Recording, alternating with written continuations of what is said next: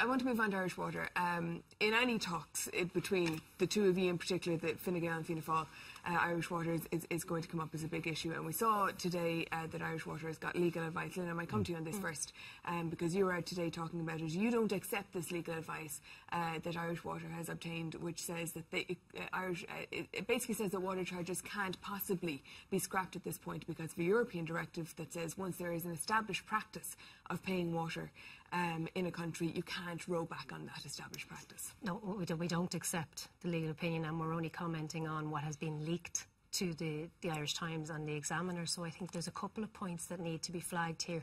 One is why Irish Water are commissioning legal opinions. That's not their remit. Their remit is to manage water. So why are they commissioning legal opinions? In order to have an argument for their self-preservation.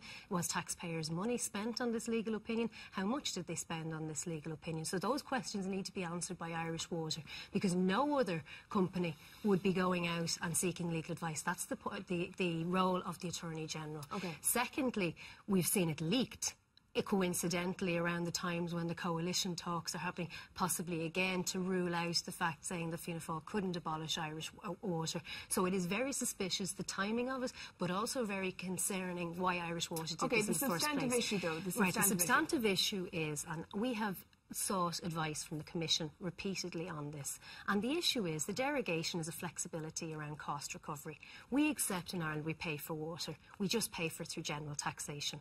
That is the model we had up until Fianna Fáil accepted that they were going to bring in water charges, and then Fine Gael implemented that policy.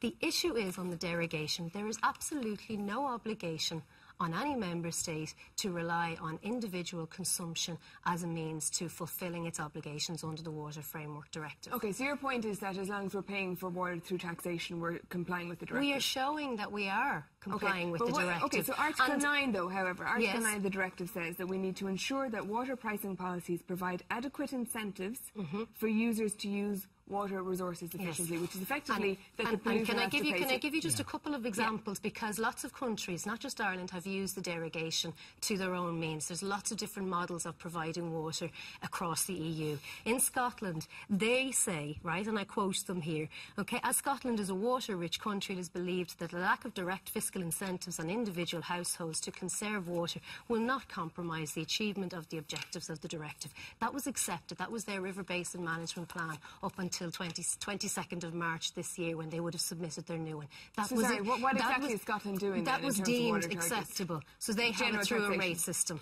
So that's how they're. But what I'm saying is that what do they have? What do you mean by a rate system? So they charge water, but they don't have it on metering. So it's not based on individual consumption. But they're still charging for water. No, we're charging for water. We're doing it through general taxation. I know, but that's not what Scotland's doing. We're not. No, but what I'm saying is the issue is that different countries have used the derogation as flexibility. It's a flexibility. But Scotland has water rates. No, it is not a black and white.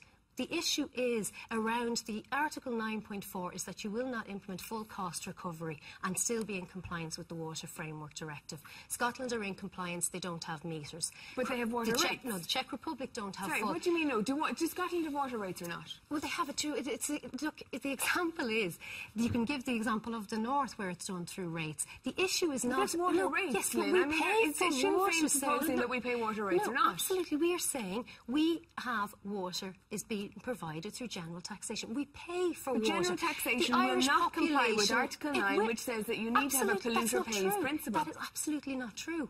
That is absolutely not true. How does general taxation incentivise people to conserve water? It doesn't.